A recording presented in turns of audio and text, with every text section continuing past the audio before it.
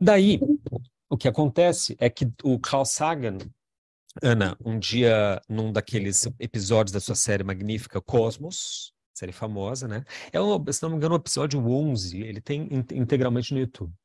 Conta a história, para minha surpresa, a história real de onde surgiu aquele mito dos indígenas, né?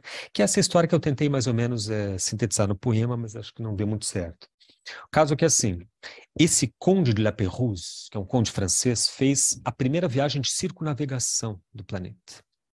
Isso em 1736, né? Se não me engano, que eu botei no poema. Ou seja, a primeira metade do século XVIII, um francês cria uma expedição altamente revolucionária, que era uma expedição exclusivamente científica, não era para colonizar, não era para...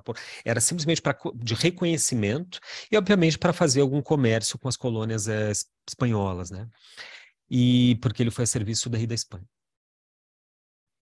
E o que que ele faz? Ele faz esse percurso que eu tento citar ali no poema, ele sai da França, dá a volta pelo sul da América, para em Florianópolis, na época era a ilha de Desterro, ele escreve uma carta nesse momento descrevendo como era a vila Nossa Senhora do Desterro, e envia a carta para a Inglaterra, existe essa descrição dele, que é um documento precioso, né?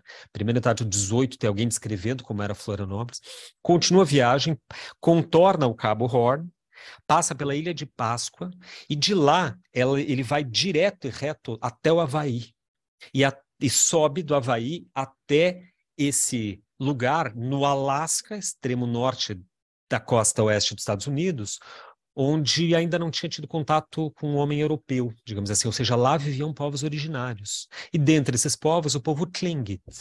Eu fui pesquisar e esse povo existe até hoje, alguns descendentes, eles têm inclusive uma grande reserva ambiental deles lá, né, que eles preservam e eles cuidam. Aí vejo, esse é o ponto de vista do francês Lapérouse, um, um homem altamente civilizado, né, na França do século XVIII, que era altamente o pico. Século XVIII, gente, é o século do iluminismo, do enciclopedismo. Então esse sujeito sai da França assim com aquela visão não do colonizador, mas do cientista, né, para o qual o mundo é um objeto de estudo. Do ponto de vista dos Tlingits, que era esse povo originário que estava há milênios e milênios vivendo lá no Alasca de boas, sem nenhum contato com a Europa, com nada, né? Eles tinham entre si uma cosmogonia muito interessante, que é o seguinte: existia um deus central chamado Corvo, só que esse deus tinha uma configuração muito interessante. O corpo do corvo era preto, como um corvo, só que as asas eram brancas. E se você olhasse diretamente para esse deus, para o corvo, você virava pedra, você paralisava e morria. Pensa esse povo no Alasca, na porra do fim do mundo do Alasca, vivendo há milênios acreditando nessa cosmogonia. De repente, do nada, eles olham para o mar e veem as caravelas do La Pérouse. Você sabe que uma caravela, naquela época, eles besuntavam o casco de breu. Breu é em forma de piche. Passavam petróleo para impermeabilizar o casco. Ou seja, uma caravela é um corvo exatamente dentro da configuração. Quer dizer, quando? Que chance de acontecer isso historicamente? Eles justamente chegaram uma população que acreditava. Quando eles viram aquilo, eles correram imediatamente para dentro dos seus iglus, suas casas lá, e ficaram lá, amedrontados, porque, ora, óbvio que é o Deus Corvo que veio aqui para nos punir. Apocalipse, now, né?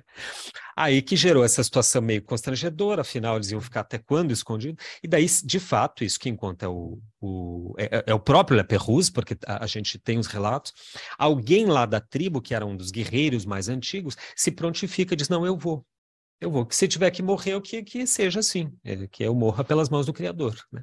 Aí eles botam ele num bote, ele dá uma volta, pega uma coisa, e daí chega até a caravela de La Pérouse, e lá chegando ele percebe, não, são pessoas, isso aqui é um navio grande, etc. E a partir dali eles fazem comércio.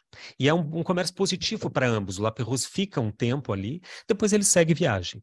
Aí ele continua, ele sai lá no extremo da Oriente, né? E daí acaba depois encalhando e o navio desaparece completamente na costa da China. E daí a gente não tem mais notícias do La Pérouse até o século 1818, século XIX, quando alguém lê, um antropólogo lê num jornal indiano que relatos de moradores locais tinham tomado conhecimento de mosquetes e de artefatos de guerra que não tinham nada a ver com aquela região décadas atrás. É inacreditável a história assim, do La Pérouse, e é uma coisa que não se fala muito, né? Eu não tinha conhecimento da história.